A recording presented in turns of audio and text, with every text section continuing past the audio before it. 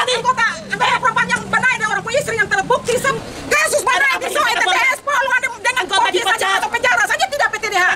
Berselingkuh, tapi tidak PTDH. Hanya mutasi demosi 10 tahun sekarang pindah kembali masuk di krim. Baru dijalankan tugas. Kalian ini tidak mungkin dia jalankan sendiri. Sangat menyayangkan sikap Polda NTT, oknum-oknum badan penegakan hukum itu sendiri.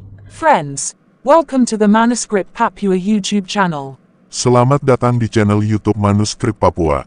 Teman-teman, di negeri Indonesia ini, kalau Anda miskin melarat tidak punya uang banyak, saat Anda bertemu masalah hukum sekalipun Anda benar, Anda bisa jadi salah, hakim disuap, polisi disogok, percaya tidak percaya hukum di negeri ini harganya bisa tembus triliunan rupiah. Kita akan sedikit membahas Ibda Rudi Soik. Institusi Polri khususnya Polda NTT ada dalam sorotan khusus terkait kasus pemecatan Ibda Rudi Soik oleh Polda NTT. Ada istilah, saya aparat, saya penegak hukum jadi saya sulit disentuh oleh hukum. Nah, menurut saya YouTuber Manuskrip Papua yang paling sulit bagi kaum akar rumput adalah keadilan ditegakkan, apalagi kalau miskin dan tidak punya uang sudah jelas kita masuk penjara. Berkaitan dengan pemecatan Ibda Rudi Soik oleh Polda NTT, keluarga Prabowo Subianto secara terang-terangan telah memberikan dukungan terbuka terhadap Ibda Rudi Soik, seorang anggota polisi yang diberhentikan secara tidak terhormat oleh Polda Nusa Tenggara Timur NTT. Rudi Soik dikenal sebagai sosok pejuang dalam memerangi tindak pidana perdagangan orang (TPPO) dan memiliki rekam jejak baik selama bertugas. Namun, keputusan pemecatannya memunculkan banyak tanda tanya dan kritik dari berbagai pihak. Selama bertahun-tahun, Ibda Rudi Soik bekerja bersama lembaga anti perdagangan orang untuk membongkar jaringan sindikat yang melibatkan oknum internal penegak hukum. Saya sangat mengenal Rudi Soik. Dia selalu berjuang melawan perdagangan manusia, bahkan ketika harus menghadapi tantangan di internal kepolisian sendiri, ujar Rahayu Saraswati, Ketua Umum Jaringan Nasional Anti TPPO, yang juga anggota DPR RI. Polda NTT menuduh Rudi melakukan pelanggaran administratif, yang menurut pihak keluarga dan koleganya, tidak seharusnya berujung pada pemecatan tidak terhormat. Keputusan ini sangat sepihak, lanjut Rahayu. Pemecatan Rudi dinilai janggal, mengingat tindakannya kala itu dilandasi surat perintah untuk menginvestigasi dugaan sindikat mafia bahan bakar minyak BBM, yang merugikan masyarakat NTT, terutama nelayan lokal. Kasus ini mengundang perhatian karena Rudi Soik terlibat dalam pengungkapan jaringan mafia BBM. Investigasi tersebut membuat Rudi berada dalam posisi sulit, dan menurut rekan-rekannya, bisa menjadi alasan di balik pemecatannya. Kami meminta Polri dan Kapolri untuk mengevaluasi kasus ini, seru Rahayu Saraswati. Selain itu, Rahayu menyebut bahwa Menteri Hukum dan HAM telah dihubungi untuk memantau perkembangan kasus ini. Kami berharap ada atensi khusus dari Polri dan kementerian terkait agar keadilan bisa ditegakkan. Kasus pemecatan Ibda Rudi Soik menyoroti isu transparansi dan akuntabilitas dalam tubuh kepolisian dan banyak pihak merasa kecewa dengan keputusan Polda NTT, yang dinilai sepihak dan merugikan sosok yang berjuang melawan kejahatan perdagangan orang dan mafia BBM. Dukungan dari keluarga dan tokoh publik, termasuk Rahayu Saraswati, diharapkan dapat membuka kembali kasus ini agar keadilan ditegakkan.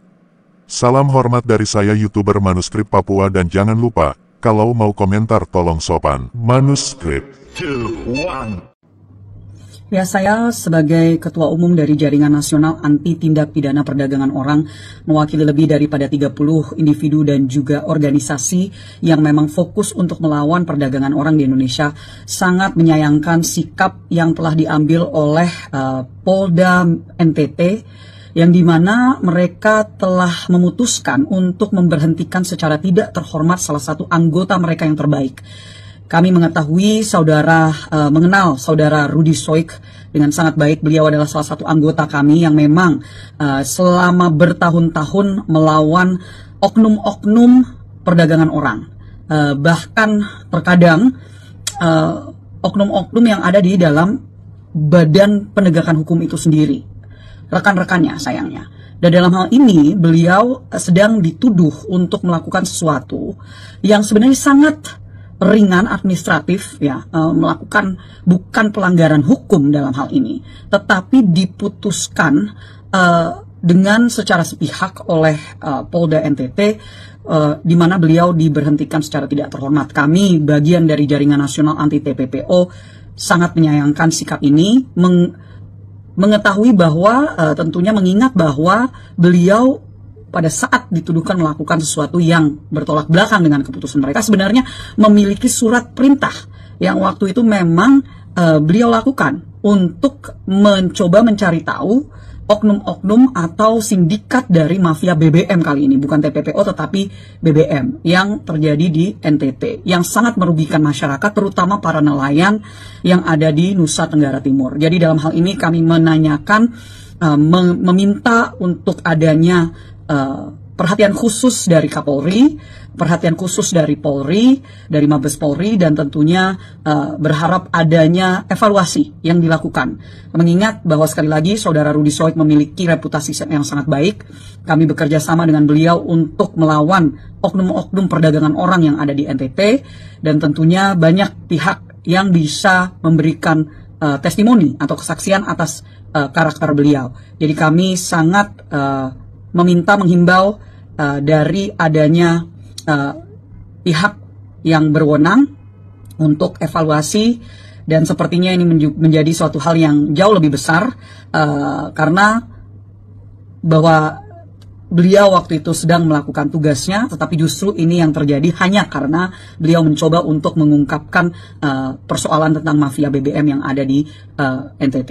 Jadi sekali lagi saya Rahayu Saraswati Joyo Hadikusumo selaku anggota DPR RI dan juga dalam hal ini Ketua Umum Jaringan Nasional Anti TPPO memohon untuk adanya perhatian khusus dari Polri dan juga khususnya Pak Kapolri. Dan saya juga sudah menyampaikan kepada Menteri Hukum dan HAM untuk memberikan atensi beliau secara langsung untuk memantau kasus ini. Terima kasih. Apa sih kesalahan dia tanya? Tembak kasih mati. Salah. Kalau betul negarin hukum. Ini mempermalukan kotong juga. Masalah apa betanya saya besong? Kamu tembak kasih mati. Begini banyak datang nih. Kamu kekuasaan keadilan tidak ada.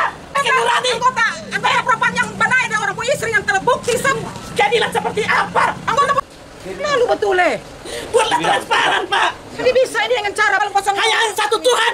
Jangan begitu. Kekuasaan hanya Tuhan yang bisa mengambil nafas dia ini penjahat apa sih? Saya tanya, kecuali kalau dia sih membunuh orang. Kasus mana itu soal TTS Pol dengan polisi saja masuk penjara saja tidak PTDH. Kapan? Tersangka. Yang jelas ada yang tendang orang kasih mati. Pak tidak lanjut. Berselingkuh. Tapi tidak PTDH, hanya mutasi demosi 10 tahun sekarang pindah kembali masuk di krim. Baru dijalankan tugas. Kalian ini terlalu. Tidak mungkin dia jalankan sendiri. Bagaimana semua dia hukuman dia yang tanggung semua. Dari kepala berturun ke ekor, Pak, kata Pak Prabowo. Ingat. Heran nih. Persihan. Aduh, anggota. Tembak mati saja biar seluruh Indonesia tahu. Bentuk institusi seperti ini. Heran betul Saja terlalu ada intimidasi sekali. Soni bisa begitu nih adil. Apa dia kesalahan yang terlalu begitu apa? Banyak kalau orang yang pantas dipecat, Yang demosi 10 tahun tendang orang kasih mati, Sekarang su pindah sabu, sekarang su ada di sini lagi masuk di Krimsus. Bayangkan, kesalahan. Kayak begini banyak nih dia membuat satu kesalahan yang apa? Dia membunuh, kau jual narkoba, kau jual barang-barang bukti. Soalnya begitu caranya. Di anggota sendiri saja kalian sudah memperlakukan seperti ini nih, apalagi yang penjahat. Dia melakukan kejahatan apa? Saya tanya. Bukan kalian sudah PTDH dia? Terus adakah dia hukumannya dikurung? Ditempatkan di tempat khusus? Ada putusan? Friends, before continuing, please support, like and comment on this video, and don't forget to subscribe to this YouTube channel. God bless us all.